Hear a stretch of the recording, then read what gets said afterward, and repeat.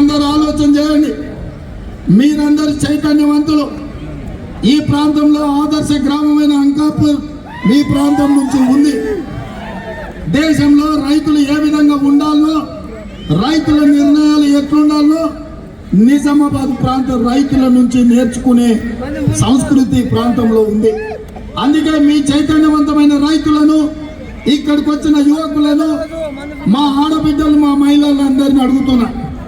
2014లో బీఆర్ఎస్ను గెలిపించను, 2019లో బీజేపీని గెలిపించను. వారిని చూసిండ్రు, వీరిని చూసిండ్రు, ఇద్దరు కలిసి మిమ్మల్ని నిండా ముంచను. ఒక్క అవకాశం జీవనానికి ఇవ్వండి. జీవనన్న ఆయనే స్వయంగా రైతు సమస్యలు తెలిసినోడు, పెద్ద మనిషి. ఆ బీజేపీ ఆయన అహంకారం ఆడరుగుళ్ళు ఉంటే ఎట్లుంటుందో బీజేపీకి అట్లుంటాడు.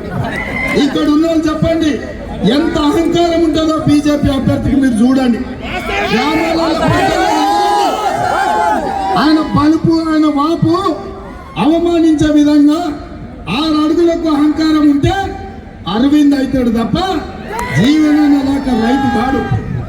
అందుకే జీవనన్న మనోడు, మన మధ్యలో ఉండేటోడు, మన రైతు, మన కష్టం తెలిసినోడు, మన కాలం తెలిసినోడు.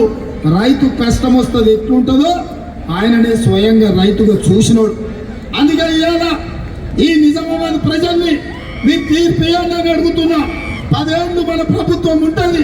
మీ సమస్యల్ని పరిష్కరించే బాధ్యత, మీ చక్కెర కర్మాగారం తెరిచే బాధ్యత, మీ పసుపుకు గిట్టుబాటు ధర ఇచ్చే బాధ్యత, మీ ఎర్రజొన్నలు పండించిన వాటికి ధర చెల్లించి తీసుకునే బాధ్యత, మీరు పండించే వడ్లకు 500 రూపాయలు ఇచ్చే బాధ్యత మన ప్రభుత్వం తీసుకుంటుంది. మీకు 2 లక్షల రూపాయల రైతు రుణమాఫీ చేసే బాధ్యత 15 ఆగస్టు లోపల అవి చేసి తీరుతా అని మీకు అందరికి మాటిస్తున్నా. అట్లనే